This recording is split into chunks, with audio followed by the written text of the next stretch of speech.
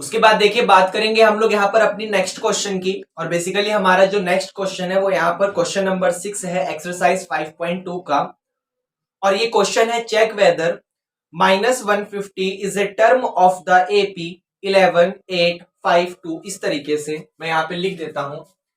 उसने यहाँ पर क्या करा हुआ है, एक एपी को लिखा हुआ है, एक सीक्वेंस को यहाँ पर उसने लिखा हुआ है और वो सीक्वेंस यहाँ पर है 11,852। इस तरीके से उसने यहाँ पर ends on dot dot dot dot एक एपी को लिखा हुआ है।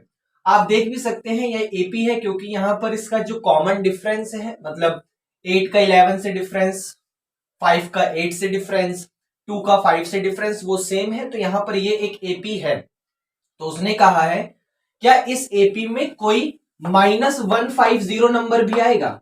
क्या इस एपी को जब आप लिखना स्टार्ट करेंगे तो क्या आपको कभी -150 मिलेगा? कहानी समझ है। मान लीजिए मैं इसको लिखता चला जा रहा हूं, लिखता चला जा रहा हूं, लिखता चला जा रहा हूं, तो क्या इस नंबर को लिखने पर मुझे कभी भी माइनस का 150 यहां पर मिलेगा? ये क्वेश्चन आपको समझ आए? जैसे आपने यहाँ पे सबसे पहले देखिए जो डिफरेंस है वो यहाँ पर 3 का है, 3 डिक्रीज होता चला जा रहा है। तो 11 में से 8 गया, 3 गया 8, फिर 8 में से 3 गया तो 5, फिर 5 में से 3 गया तो 2, फिर 2 में से 3 जाएगा तो -1, -1 में से 3 जाएगा -4, फिर -7, फिर -10। इस तरीके से आपको मिलता चला जाएगा। तो क्या जब इसको आप ऐसे लिखना स्टार्ट करेंगे तो आपको कभी माइनस का 150 मिलेगा? क्वेश्चन वाले ने हमसे यहां पर ये पूछा हुआ है। अब सबसे पहले वो मिलेगा या फिर वो नहीं मिलेगा, ये सारी की सारी चीज उस चीज पर डिपेंड करेगी। मैं आपको बताता हूं कैसे करना है। जैसे ध्यान से देखिए, मान लीजिए मैं एक एपी लिखता हूं यहां पर, वो एपी इस तरीके से है 2, 4, 6, 8, 10, 12 एंड सो ऑन। मैंने यहां पर एक एपी लिखी हुई है। आप देख सकते हैं इस वाली एपी का जो यहां पर फर्स्ट टर्म है वो 2 है, इसी वाली एपी का जो सेकंड टर्म है वो 4 है, इसी वाली एपी का थर्ड टर्म 6 है, फोर्थ टर्म 8 है, फिफ्थ टर्म 10 है, सिक्स्थ टर्म 12 है और इस तरीके से एंड सो ऑन है। यहां पर मैं जब भी किसी भी पर्टिकुलर टर्म्स की बात कर रहा हूं, मैं इसकी टर्म्स की बात कर रहा हूं तो फोर्थ, मैं इसकी बात कर रहा हूं तो फिफ्थ, मैं इसकी बात कर रहा हूं तो सिक्स्थ, मैं जब भी किसी पर्टिकुलर टर्म्स की बात कर रहा हूं यहां पे, तो इसका ये मतलब है कि मैं उस वहां पर एक नेचुरल नंबर बोल रहा हूं। मैं ये बोल रहा हूं फर्स्ट, मैं बोल रहा हूं second, third, fourth, fifth, sixth. यहां पर जो भी आपके सामने टर्म्स आ रही हैं उन टर्म्स को मैं एक नेचुरल नंबर से बता रहा हूं कि भाई ये फर्स्ट नंबर की टर्म है, ये सेकंड नंबर की टर्म है, ये थर्ड नंबर की टर्म है, ये फोर्थ नंबर की टर्म है। मैं कभी भी ये नहीं कह रहा कि ये 3.5 नंबर की टर्म है, ये 9.7 नंबर की टर्म है, मैं कभी भी ऐसा नहीं कह रहा हूं। तो आपके पास ये जो भी यहां पर नंबर ऑफ टर्म्स को हम बोलते हैं वो हमेशा एक नेचुरल नंबर होता है। तो हम लोग भी क्या करेंगे, इसको nth टर्म मान के, मतलब हम ये मान के चलेंगे कि हाँ शायद कोई ना कोई आती होगी, तो एक काम करता हूं, वो कौन से नंबर पे आती है, वो क्या आती है मुझे नहीं पता, तो मैं ये मान के चलता हूं कि इस एपी को जब मैं लिखना स्टार्ट करूंगा तो आगे चल के कहीं nth नंबर पे मुझे माइनस का 150 मिलेगा। आगे चल के nth नंबर पे मुझे कहीं माइनस का 150 मिलेगा, यहां पर मैं ये मान के चलता हूं। अब मैं क्वेश्चन को सॉल्व करता जाऊंगा, सॉल्व करता जाऊंगा, और आगे चल के अगर मेरे पास जो n है उसकी वैल्यू कोई नेचुरल नंबर आ गई तो मेरी तरफ से माइनस का 150 आएगा। अगर वो हमारा जो n है वो नेचुरल नंबर नहीं आया तो माइनस का 150 इसकी कोई भी टर्म नहीं है। कहानी समझ आई? आप इस वाली एपी में जब लिखना स्टार्ट करोगे तो माइनस का 150 आएगा या नहीं आएगा, ये सारी की सारी चीज उसी बात पर डिपेंड होगी कि जब आप मान लीजिए यहां पर ये जो भी उसने टर्म के बारे में आपसे पूछा हुआ है उस टर्म को आप मान लीजिए कि वो nth टर्म है। अब nth टर्म मान के आप अपने क्वेश्चन को स्टार्ट करिए और आगे चल के n की वैल्यू निकालिए। अगर n आपका नेचुरल नंबर आ गया तो ये टर्म उसके अंदर आती है, अदरवाइज वो टर्म उसके अंदर नहीं आती। क्या ये आपको समझ आया? अब इसको करते हैं यहां पर। चलिए, तो सबसे लास्ट में जो उसने जिसके बारे में पूछा हुआ था मैंने उसका नाम nth दे दिया। इस एपी में और क्या क्या पता है मुझे, इस एपी का सबसे फर्स्ट टर्म पता है, सबसे पहले क्या लिखा हुआ है 11 लिखा हुआ है, तो फर्स्ट टर्म 11 आ गई। इस एपी का कॉमन डिफरेंस भी पता है, डी। कैसे निकालते हैं, पीछे वाले में से आगे वाले को माइनस कर दो। पीछे वाला है 8 और आगे वाला है 11, तो 8 माइनस का 11 कर दो, यहां पर ये आ गया माइनस का 3। अब nth पता है, a पता है, d पता है और कुछ नहीं पता, तो nth टर्म का एक फॉर्मूला होता है। nth टर्म का एक फॉर्मूला होता है, कैसे लिखते हैं nth टर्म को, एक कम करके। कैसे लिखते हैं, एक कम। क्या फॉर्मूला होता है, a plus n minus 1 into D. जो फॉर्मूला लास्ट टर्म का होता है, जो फॉर्मूला an का होता है, वही ये चीज nth है। तो nth का मतलब a plus n minus 1 into D, और इसकी वैल्यू यहां पर कितनी है, माइनस का 150। कितनी वैल्यू है इसकी, माइनस का 150। अब देखो यहां पर क्या क्या पुट कर सकते हो, एक तो a की वैल्यू पुट कर सकते हो। a कितना है, 11, तो 11 प्लस का n माइनस 1 इंटू डी कितना है यहां पर, -3। n नहीं पता था तो वैल्यू भी पुट नहीं करी, और इज इक्वल टू माइनस का 150। अब प्लस का 11 उधर जाके माइनस हो जाएगा, तो ये आ गया आपके पास n माइनस का 1 इंटू में माइनस का 3 इज इक्वल टू माइनस का 150 प्लस 11 इधर आकर -11 हो गया। अब n माइनस 1 के साथ माइनस का 3 इज इक्वल टू, बेटा माइनस माइनस प्लस होता है, तो 150 और 11 को जब प्लस करोगे तो आपका 161 आ जाएगा, क्योंकि माइनस माइनस प्लस होता है, तो 150 और 11 आपका 161 आ गया। अच्छा, क्योंकि सब मल्टीप्लीकेशन में है तो माइनस से माइनस कैंसिल हो गया, इस 3 को उठा के नीचे लाओ, तो n माइनस 1 की वैल्यू आ गई 161 और डिवाइडेड बाय 3। लेकिन हमें तो n की वैल्यू निकालनी है, तो -1 को उस तरफ ले जाओ, प्लस हो जाएगा, तो n इज इक्वल टू आ गया ये वाला 161 डिवाइडेड बाय 3, और -1 उधर जाकर हो गया +1, -1 उधर जाकर हो गया +1। अब इसके नीचे क्या लिखा हुआ है, 1 लेट कर लिया, तो 3 और 1 का एलसीएम कितना आएगा, 3 आएगा।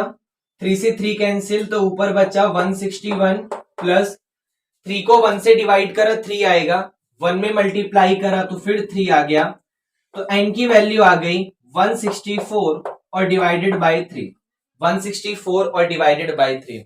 और जब आप इसको सॉल्व करेंगे तो आपका जो आंसर है वो यहां पर पॉइंट में आएगा, कोई नेचुरल नंबर नहीं आएगा, क्योंकि 164 की डिजिट का सम 3 का मल्टीपल नहीं है, तो यहां पर सॉल्व करने पर आपका आंसर पॉइंट में आएगा। हम लोग करके देख लेते हैं। आप जब 164 को 3 से डिवाइड करोगे तो 3 5 जा 15, फिर 3 4 जा 12 बचा, फिर 2 पॉइंट से 0, फिर 3 6 जा 18, 54.6 आ गया, 54.6 आ गया। और 54.6 is not a natural number. इसका मतलब जब आप इस वाली सीरीज को लिखना स्टार्ट करेंगे तो आपको कभी भी माइनस का 150 नहीं मिलेगा। तो ये आपका क्वेश्चन नंबर 6 था। क्या ये क्वेश्चन नंबर 6 आपको समझ आए? उसके बाद देखिए बात करेंगे क्वेश्चन नंबर 7 की, और क्वेश्चन नंबर 7 है हमारा, find the 31st term of an AP. आपको किसी एपी की 31st टर्म फाइंड करनी है, whose 11th टर्म इज 38, जिसकी 11th टर्म 38 है, and the 16th term is 73, और 16th टर्म 73 है। मतलब यहां पर आपको उसने दो चीजें दी हुई हैं और थर्ड चीज आपसे यहां पर पूछी है कि क्या होगी। जैसे उसने क्या पूछा है कि बताइए 31st टर्म क्या होगी, किसी एपी की 31st टर्म। मैं 31st को A31 भी कह सकता हूं, मैं 31st को A31 भी कह सकता हूं, जैसे nth को मैं AN कह देता हूं, वैसे ही 31st को A31 कह दिया। तो ये मुझे यहां पर फाइंड करना है। और दिया क्या क्या हुआ है उसने, वो हमसे कहना चाह रहा है कि जो उसकी 11th टर्म है वो 38 है। 11th का मतलब A11, तो A11 कितना है, 38 है। उसके अलावा जो उसकी 16th टर्म है वो 73 है। 16th टर्म का मतलब A16 जो है वो आपका यहां पर 73 है। अब इसको थोड़ा सा सॉल्व करेंगे, जैसे ध्यान से देखिए। आपको पता है हमें कोई भी टर्म बतानी है कोई से भी नंबर की तो एक कम करके बताते हैं। जैसे हमें 11th टर्म बतानी है तो एक कम कर दो, A प्लस 10D कर दो। 16th टर्म बतानी है तो एक कम कर दो, a प्लस 15d कर दो। 31st टर्म बतानी है तो एक कम कर दो, a प्लस 30d कर दो। तो यहां पर भी हम लोग इसी चीज का यूज करेंगे। जैसे उसने हमसे कहा है कि जो आपके पास एपी है उसकी 11th टर्म 38 है, A11 की वैल्यू 38 है, तो मेरा सारा फोकस इस A11 पर होगा। जैसे A11 का मतलब है A प्लस 10d, A11 का मतलब क्या है A प्लस 10d, और A प्लस 10d की जो वैल्यू है वो यहां पर 38 है। भाई A11 का मतलब क्या है A प्लस 10d, और A प्लस 10d की जो वैल्यू है वो यहां पर कितनी है 38 है। सेम वैसे ही A16 को पकड़ो, A16 का मतलब क्या होगा A प्लस 15d, A16 का मतलब क्या होगा A प्लस 15d, और A प्लस 15d का आंसर कितना है 73। तो हमें पता चल गया A प्लस 15d और उसका मतलब कितना है 73। तो ध्यान से आप लोग देख सकते हो ये दोनों की दोनों इक्वेशन एक लीनियर इक्वेशन है जो कि टू वेरिएबल की केस में काम कर रही है। और अगर हमें यहां पर इनकी वैल्यूज फाइंड करनी है तो हम लोग या तो इसको बाय एलिमिनेशन मेथड या सब्स्टिट्यूशन मेथड से सॉल्व करेंगे, और एलिमिनेशन मेथड बहुत इजी पड़ता है, तो हम लोग इसको यहां पर एलिमिनेशन मेथड से सॉल्व करेंगे। और एलिमिनेशन मेथड से सॉल्व करने के लिए हम लोग इक्वेशन को एक दूसरे के नीचे रखेंगे। जैसे यहां पर लिखा हुआ है a plus 10d is equal to 38, और यहां पर लिखा हुआ है a plus 15d is equal to 73। अब एलिमिनेट करेंगे तो ध्यान से देखो a का कॉफिशिएंट सेम है और दोनों के साइन पॉजिटिव है, तो हमें साइन अपोजिट करना पड़ेगा। तो मैं नीचे वाले के साइन को चेंज कर देता हूं, जैसे यहां प्लस का माइनस, यहां प्लस का माइनस, यहां प्लस का माइनस। अब a से a कैंसिल हो गया, 10d में से 15d माइनस करोगे तो माइनस का 5d आ जाएगा, और 38 में से 73 माइनस करोगे तो 13 में से 8 गया तो 5, और 6 में से 3 गया तो 3, तो माइनस का 35 आ जाएगा। अब माइनस से माइनस कैंसिल हो गया, इसको सॉल्व करोगे तो 5 7 जा 35 आ गया, तो d की वैल्यू यहां पर 7 आ गई, d की वैल्यू यहां पर 7 आ गई। अब इस d को उठा के जहां मन करे या तो यहां पर या तो यहां पर पुट कर दो, a आ जाएगा। मान लीजिए मैंने यहां पर पुट करा, d इज इक्वल टू 7 को उठा के यहां पुट करा, तो a प्लस 10 के साथ d कितना है, d की वैल्यू कितनी है 7, तो a प्लस 10 इंटू में 7 इज इक्वल टू यहां पर आ गया आपका 38। कितना आ गया 38। अब 10 7 जा कितना होता है 70 होता है तो a प्लस 10 7 जा, सॉरी ये 5 आया है, ठीक है ठीक है, d की वैल्यू 7, तो 10 7 जा हो गया 70 और इज इक्वल टू आ गया आपका यहां पर 38। अब प्लस का 70 उस तरफ जाके माइनस हो जाएगा, तो a इज इक्वल टू आ जाएगा 38 प्लस का 70 इधर आके माइनस का 70 हो गया। अब 38 में से 70 माइनस करोगे तो आपका आ जाएगा यहां पर 10 में से 8 गया 2, 6 में से 3 गया 3, तो बड़ा 70 था तो माइनस का 32 यहां पर आपका a आ गया।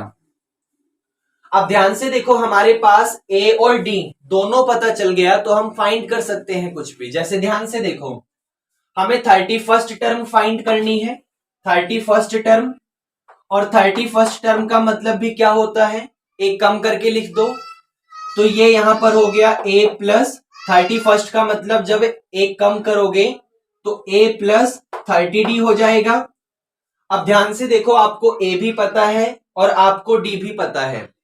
जैसे a की वैल्यू कितनी है माइनस का 32, a की वैल्यू कितनी है माइनस का 32, प्लस का 30 के साथ जो d है वो d कितना है 7, तो ये यहां पर हो गया माइनस का 32 प्लस का 7 3 जा 21 मतलब 210, और 210 में से जब 32 माइनस करोगे तो 10 में से 2 गया तो 8 आ गया, और 20 में से जब 3 गया तो 17 आ गया, तो 178 यहां पर आपका 31st टर्म है, और यही हमें यहां फाइंड करना था।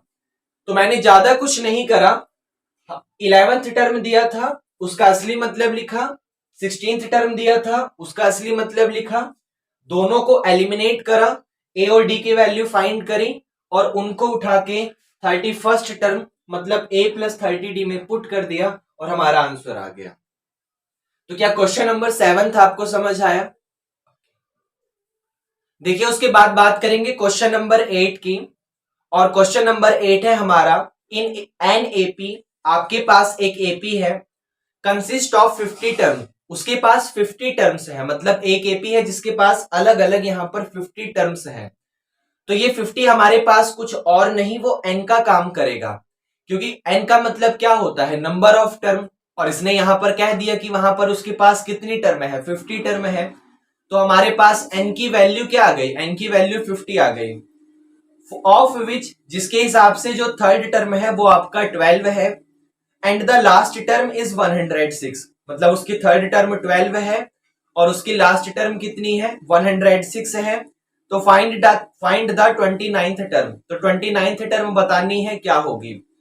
सबसे पहले क्वेश्चन के हिसाब से हमें यह पता था कि किसी एपी के पास 50 टर्म्स है, तो इसका मतलब हमें यहां पर n पता चल गया, n यहां पर कितना है, n की वैल्यू 50 है, ये चीज हमें यहां पर पता चल गई। उसके बाद ऑफ विच थर्ड टर्म, उसके अलावा हमें इसके थर्ड टर्म भी पता है, थर्ड टर्म कितनी है, 12 है। तो इसका मतलब इसके अलावा हमें A3 भी पता है, क्योंकि A3 का मतलब थर्ड टर्म होगा, और वो थर्ड टर्म कितना है, 12 है, ये भी हमें यहां पर पता चल गया। एंड द लास्ट टर्म, और लास्ट टर्म कितनी है, 106 है। तो लास्ट टर्म का मतलब L, और L हमारे पास यहां पर कितना है, 106 है। तो फाइंड द 29th टर्म, तो आपको बताना है उसकी 29th टर्म यहां पर क्या होगी, ये चीज आपको यहां पर बताना है। इसका आंसर, तीन चीजें क्वेश्चन में आपको पता है, एक तो टोटल नंबर ऑफ टर्म पता है, A3 पता है, लास्ट पता है, और 29th पता है। अब सबसे पहले ध्यान से देखो भाई, n इज इक्वल टू 50 एक नंबर है, मतलब वो n की वैल्यू है, तो उसका हम लोग कहीं ना कहीं उठा के पुट करेंगे, उसको कोई सॉल्व नहीं कर सकते हैं।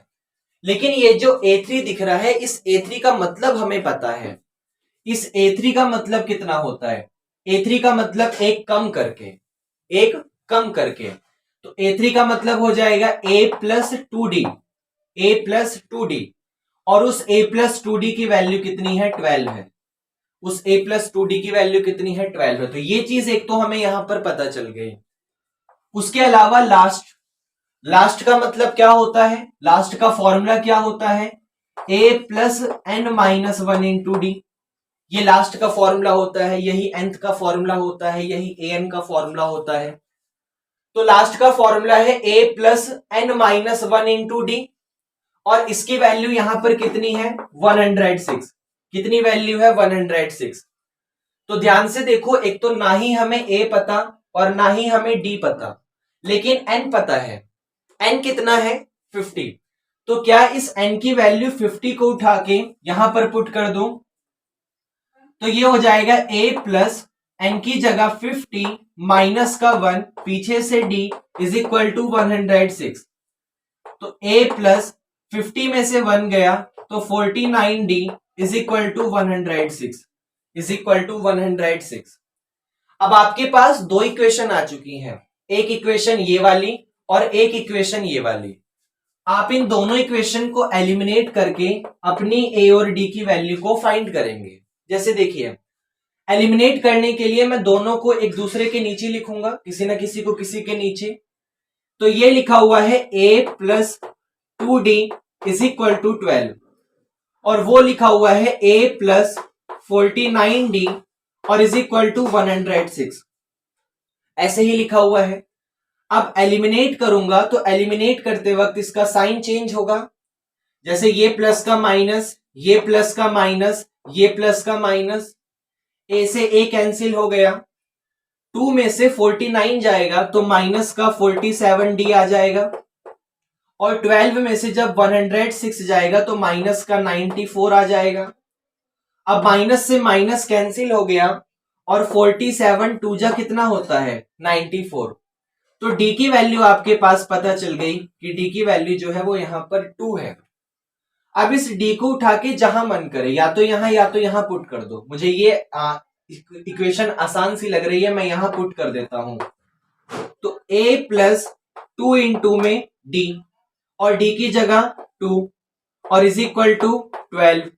तो a प्लस 2 टू जा 4 इज इक्वल टू 12।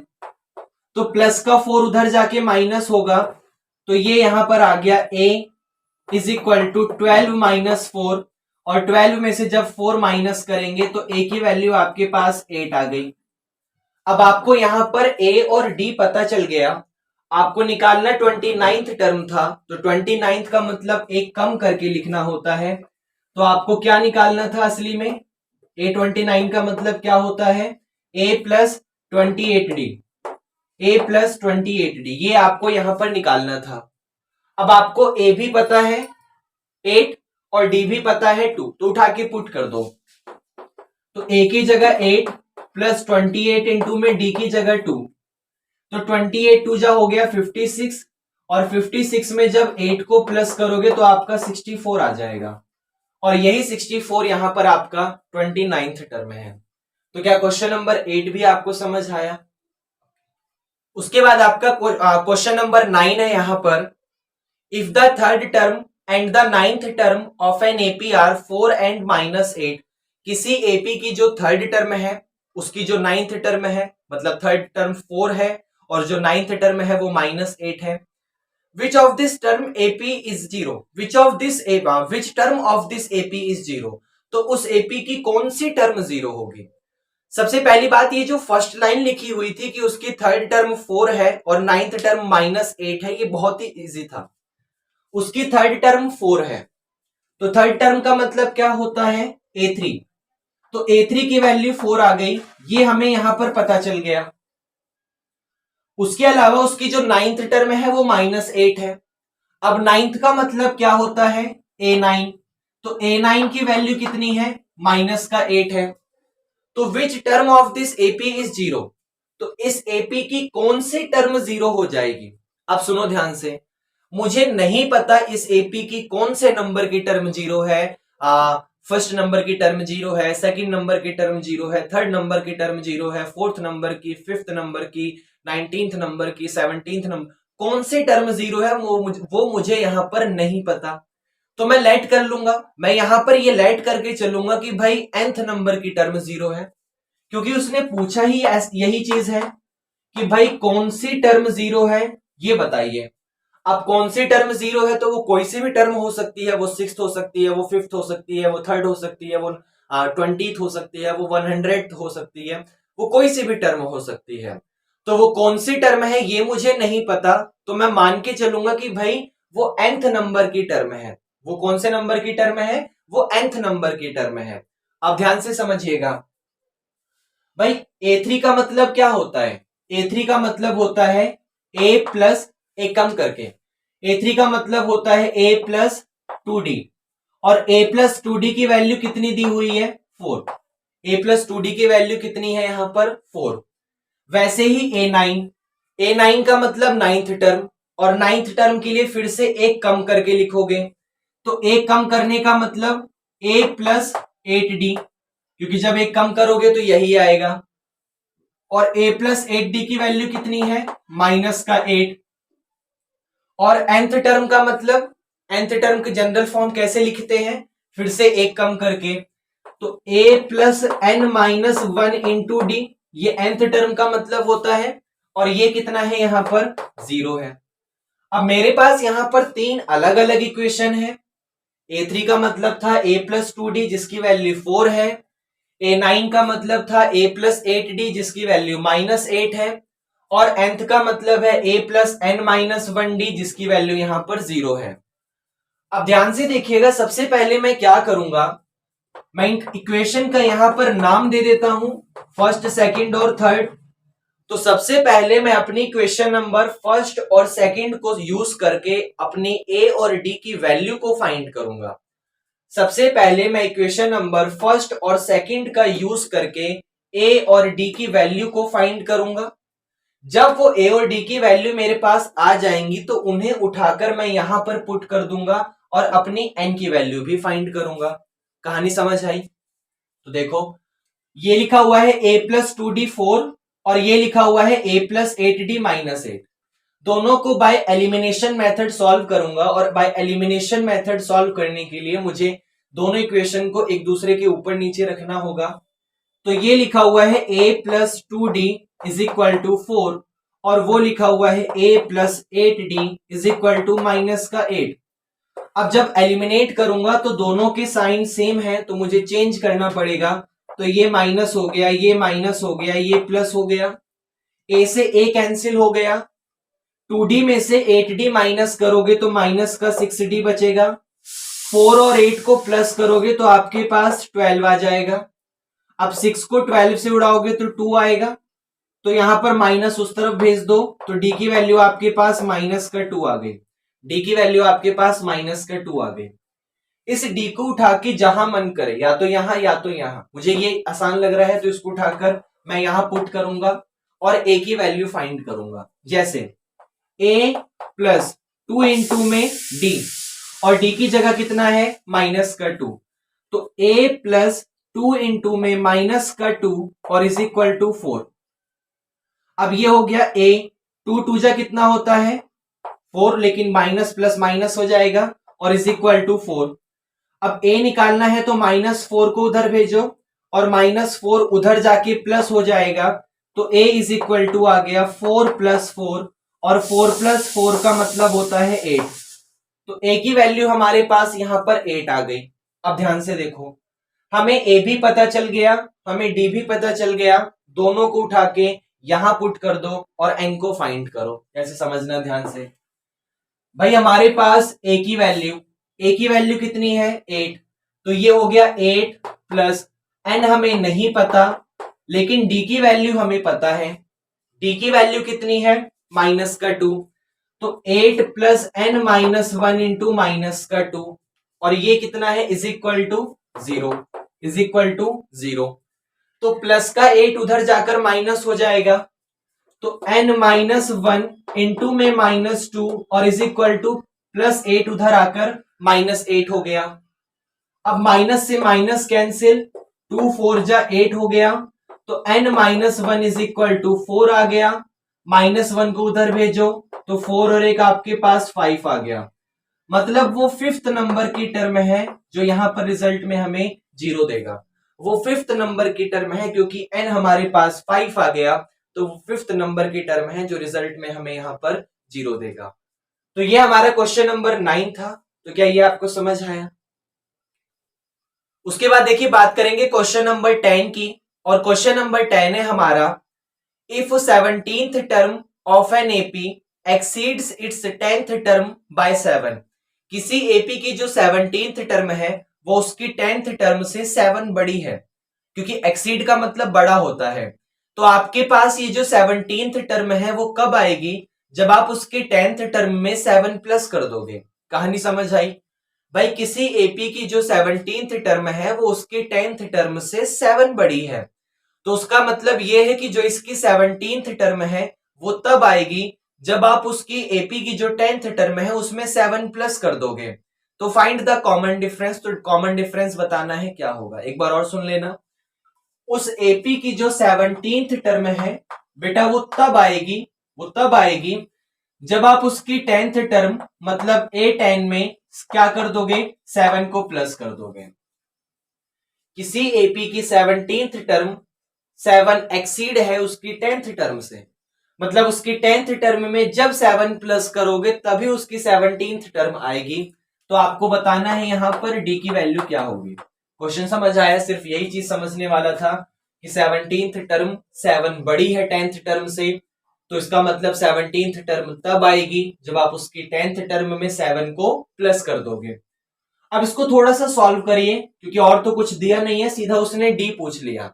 जैसे ध्यान से देखिएगा, A17 का मतलब क्या होता है, एक कम करके लिखा जाता है, तो A प्लस 16D। A17 का मतलब है A प्लस 16D और इज इक्वल टू A10 का मतलब क्या है A प्लस 9D। भाई A17 का मतलब A प्लस 16D और A10 का मतलब A प्लस 9D और बाद में लिखा हुआ है प्लस का 7।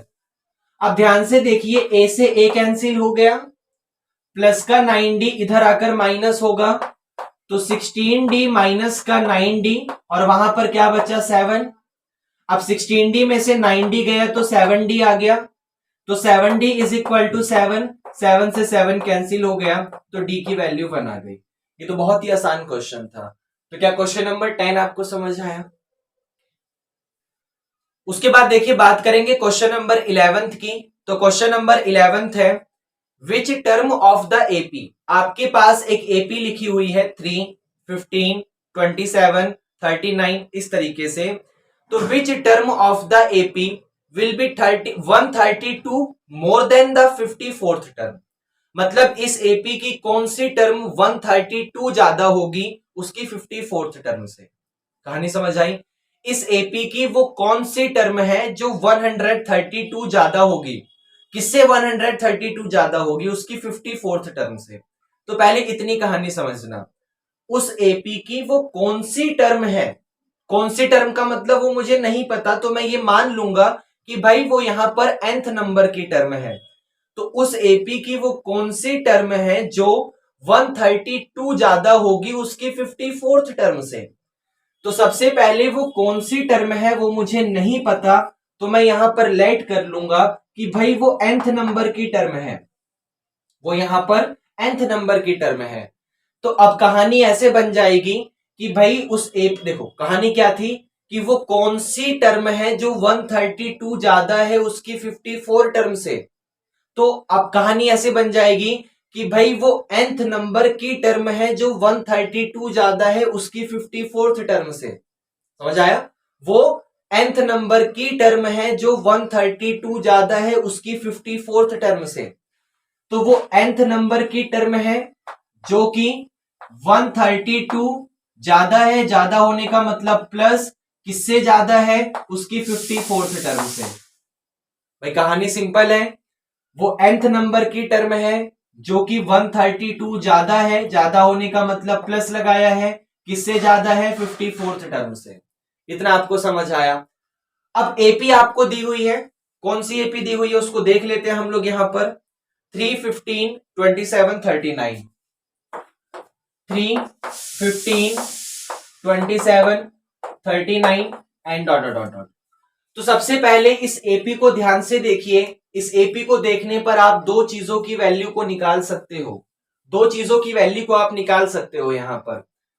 सबसे पहले किसी भी एपी में अगर हमें वहां पर उसकी फर्स्ट टर्म पता है तो ए की वैल्यू पता चल जाती है कि भाई ए की वैल्यू यहां पर 3 है। उसके अलावा हमें इसमें से इसे माइनस करके हम लोग यहां पर इसका कॉमन डिफरेंस डी निकाल सकते हैं। 15 में से 3 को माइनस करके हम लोग इसका कॉमन डिफरेंस डी निकाल सकते हैं। तो 15 में से जब 3 माइनस करोगे तो आपके पास डी की वैल्यू यहां पर 12 आ जाएगी, डी की वैल्यू यहां पर 12 आ जाएगी। तो इस एपी को देखकर हमने ए को पता लगा लिया और डी का पता लगा लिया। अब इसको पकड़िए फिर से, nth टर्म का मतलब क्या होता है, जनरल टर्म ए कम करके a plus N minus 1d, ये nth का मतलब होता है। 54th का मतलब फिर से एक कम करके तो a प्लस 53d, और बाद में लिखा हुआ है प्लस का 132। इतना आपको समझ आया? अब a और d तो हमें पता है, उठाकर यहां पर पुट कर दो।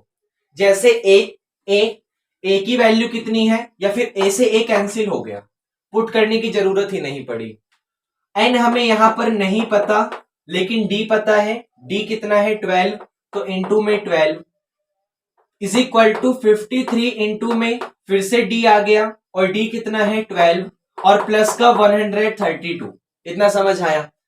अब n-1 के साथ 12 लिखा हुआ है, 53 के 12 में मल्टीप्लाई करो, 53 की 12 में मल्टीप्लाई करो, 12 3 जा 36 का 6 कैरी 3, 12 5 जा 60, 60 और 3 होता है 63, तो 636 आ गया, 636 आ गया और बाद में प्लस का 132 आ गया।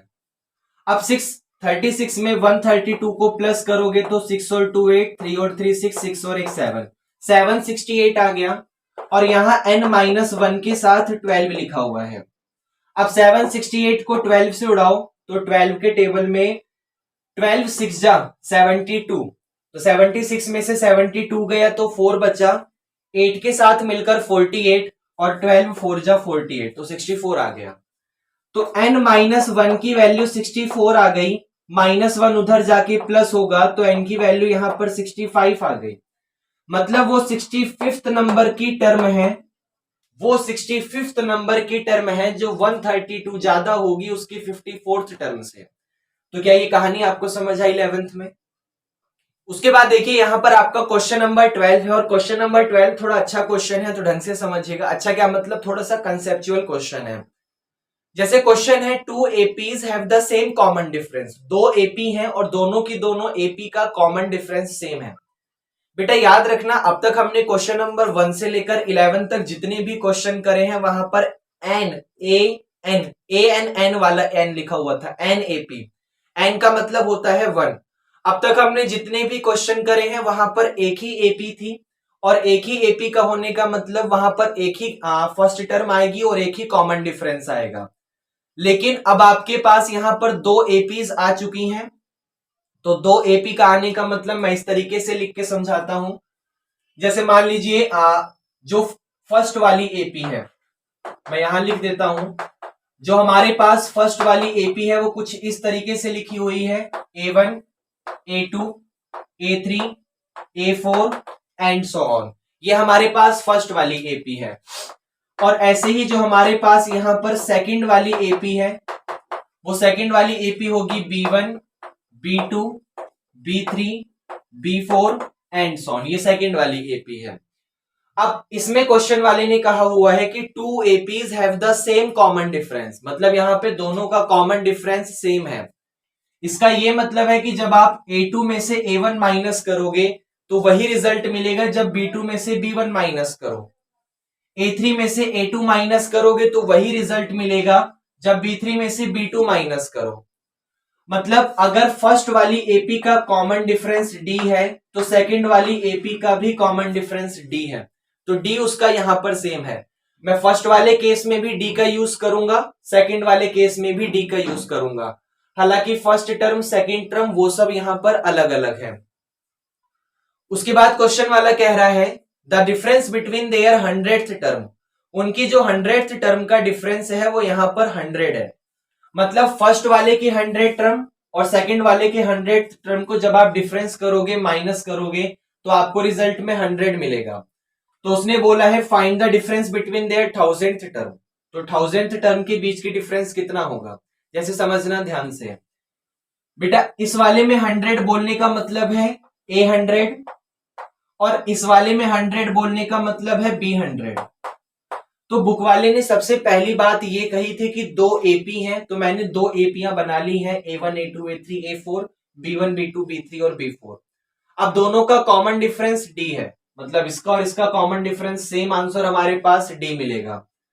अब क्वेश्चन वाले ने कहा हुआ है उसकी 100th टर्म का डिफरेंस जो है वो यहां पर 100 है, तो 100th टर्म का डिफरेंस मतलब A100 और बगल में ही B100, क्योंकि इसमें अगर फर्स्ट टर्म A1 है, सेकंड A2 है, थर्ड A3 है, फोर्थ A4 है, तो 100th टर्म A100 होगी।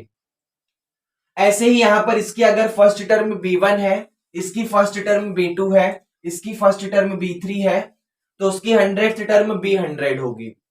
अब इसका जो यहां पर डिफरेंस है, डिफरेंस मतलब माइनस, जब आप उसमें चेंज देखेंगे कितना चेंज है, तो वो यहां पर आपके पास 100 के इक्वल है, तो इसकी जो 100th टर्म है उसका डिफरेंस यहां पर 100 है। अब थोड़ा सा सोचना, उसने यहां पर ये बोला है 100th टर्म, तो 100th टर्म में एक कम करके लिखते हैं, A प्लस 99D लिखोगे, लेकिन हमें यहां पर A नहीं लेना। जरा ध्यान से देखो, इस वाली एपी की फर्स्ट टर्म क्या है, A1 है, तो हम लोग A प्लस 99D लिखेंगे तो, लेकिन इस वाली कंडीशन में हम लोग A की जगह लिख देंगे A1 प्लस 99D, क्योंकि कॉमन डिफरेंस फर्स्ट वाले का भी D होगा तो सेकंड वाले का भी D होगा, माइनस B100 का मतलब क्या है, B1, क्योंकि इसकी फर्स्ट टर्म इस बार B1 हो गई, तो B1 प्लस 99D और इज इक्वल टू 100। इतना आपको समझ आया? माइनस की वजह से साइन चेंज कर दो, तो A1 plus 99D minus plus minus का B1 माइनस प्लस माइनस का 99D और इज इक्वल टू 100 आ गया। अब 99D से 99D कैंसिल हो गया, तो यहां पर आ गया A1 माइनस का ये वाला B1 और is equal to 100। A1 minus B1 की वैल्यू 100 आ गई। ये हमारे पास काम की चीज है। अब क्वेश्चन वाले ने बोला था कि बताओ उनकी 1000 टर्म के बीच का डिफरेंस कितना होगा। तो इसकी 1000 टर्म का मतलब A1000 A1000 और इसकी 1000 टर्म का मतलब B1000 और हमें क्या निकालना है, दोनों के बीच का डिफरेंस। तो A1000 का मतलब A प्लस 999D, लेकिन सिर्फ A तो लिखना नहीं है क्योंकि फर्स्ट टर्म A1 है, तो ये हो जाएगा A1 प्लस 999D और ऐसे ही माइनस का B1000। B1000 का मतलब है B1, B1000 का मतलब है B1 प्लस 999D। ये आपको समझ आया।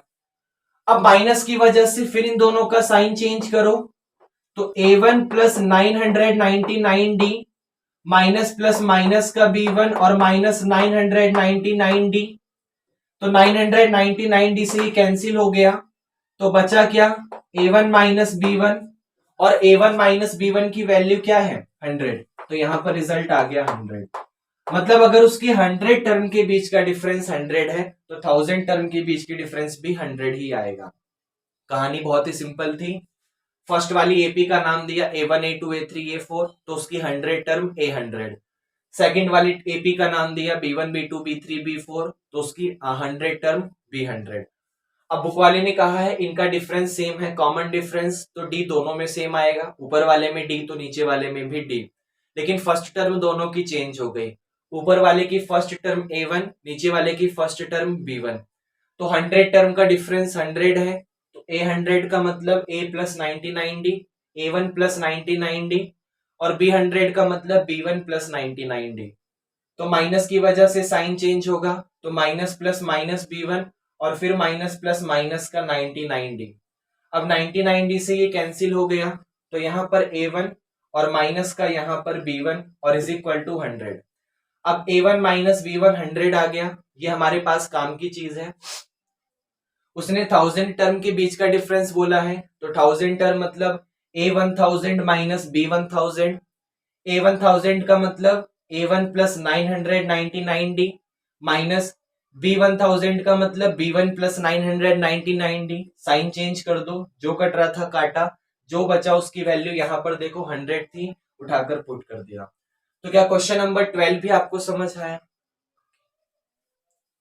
उसके बाद आपका क्वेश्चन नंबर 13 है, थोड़ा सा कंसेप्चुअल क्वेश्चन है और अच्छा भी क्वेश्चन है। ऐसे क्वेश्चन अच्छे होते हैं। जैसे क्वेश्चन बहुत ही छोटा सा है कि how many 3 digit numbers are divisible by 7। ऐसे कितने 3 डिजिट के नंबर हैं जो 7 से डिविजिबल होंगे। कहानी बहुत ही सिंपल थी। ऐसे कितने 3 डिजिट के नंबर हैं जो 7 से डिविजिबल होंगे। अब सबसे पहले तो उन नंबर्स को फाइंड करो, वो कौन कौन से नंबर हैं जो 7 से डिविजिबल होंगे। तो उसको फाइंड करने का तरीका समझिए। उसने कहा हुआ है ऐसे कितने 3 डिजिट के नंबर हैं। तो 3 डिजिट के नंबर कहां से कहां तक होते हैं? 3 डिजिट के नंबर 100 से शुरू होते हैं, फिर 101, फिर 102 और ऐसे करते करते 999 पर जाकर खत्म होते हैं। तो पहली चीज आपको समझ आई। उसने बात करा है 3 डिजिट के नंबर की, तो भाई जो 3 डिजिट का नंबर होता है वो 100 से शुरू होता है और 100 के बाद 101, 102 और ये कहानी कहां जाके खत्म होती है 999 पे। लेकिन उसने सिर्फ 3 डिजिट का नंबर नहीं कहा, उसने ये कहा है कि ऐसे कितने 3 डिजिट के नंबर हैं जो 7 से डिविजिबल होंगे। मतलब हमें ये सारे नंबर नहीं लेने हैं, हमें सिर्फ वही नंबर लेने हैं जो 7 से डिविजिबल होंगे। तो अब इसमें हमें ये देखना पड़ेगा कि भाई कौन कौन से वो नंबर हैं जो 7 से डिविजिबल होंगे। तो सबसे पहले सोचो, सबसे पहले लिखा हुआ है 100। क्या 100 7 के टेबल में आता है? नहीं आता, तो हम 100 को नहीं लेंगे। उसके बाद लिखा है 101। क्या 101 7 के टेबल में आता है? नहीं आता, तो हम इसको भी नहीं लेंगे। उसके बाद लिखा हुआ है 102।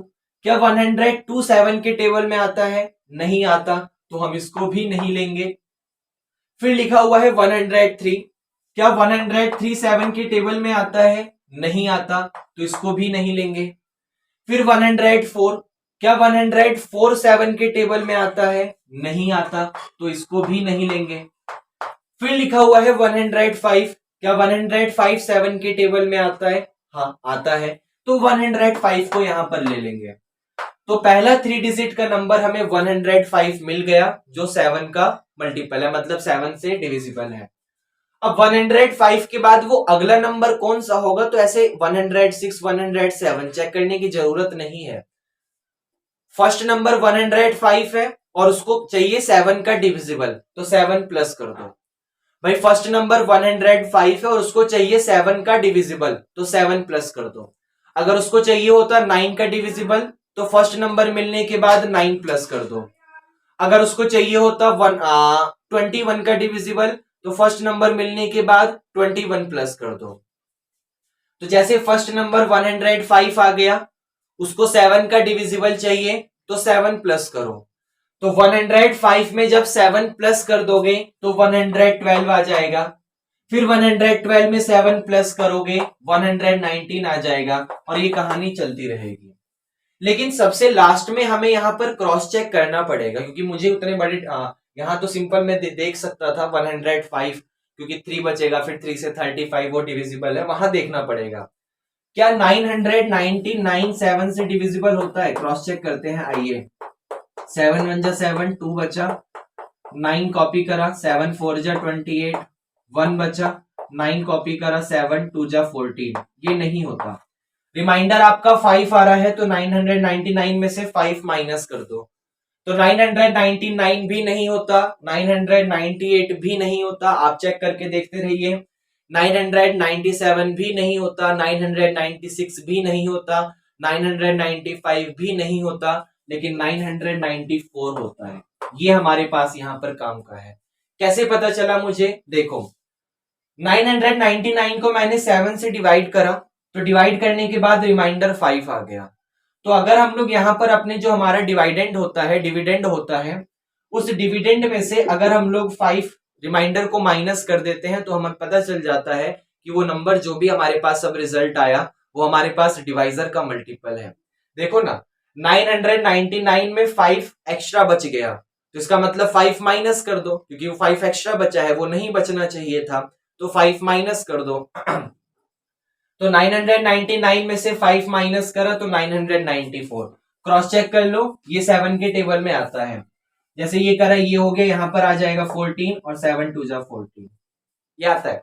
तो सबसे पहले आपको यहां पर एपी मिल गई, आपको यहां पर एपी मिल गई। फर्स्ट टर्म मिल गया, सेकेंड टर्म मिल गया, थर्ड टर्म मिल गया, सबसे लास्ट का मिल गया।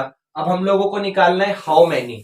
तो हाउ मैनी का मतलब एन, नंबर ऑफ टर्म, तो वो निकाल सकते हैं। जैसे ध्यान से देखो, इस वाली एपी में एक तो हमें फर्स्ट टर्म पता है, ए पता है।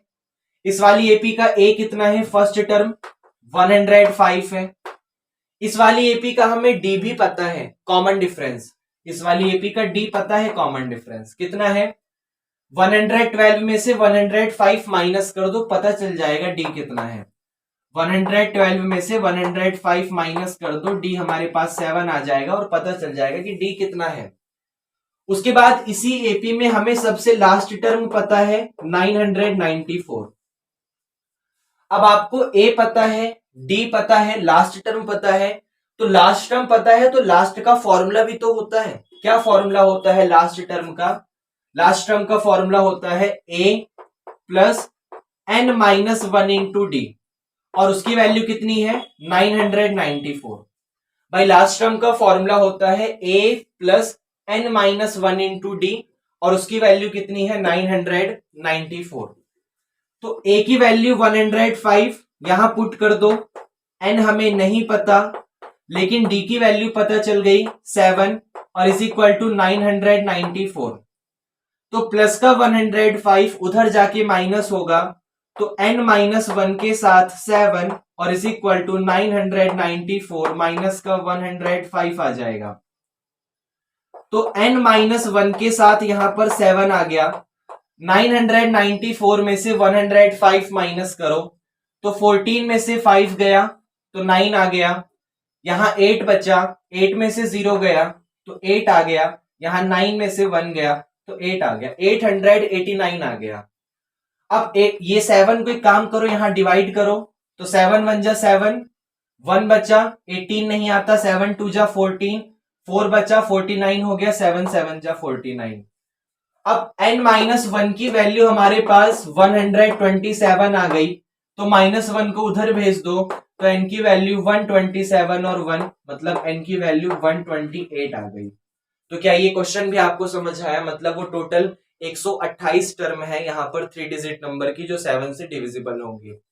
तो क्या ये क्वेश्चन 13 आपको समझ आया?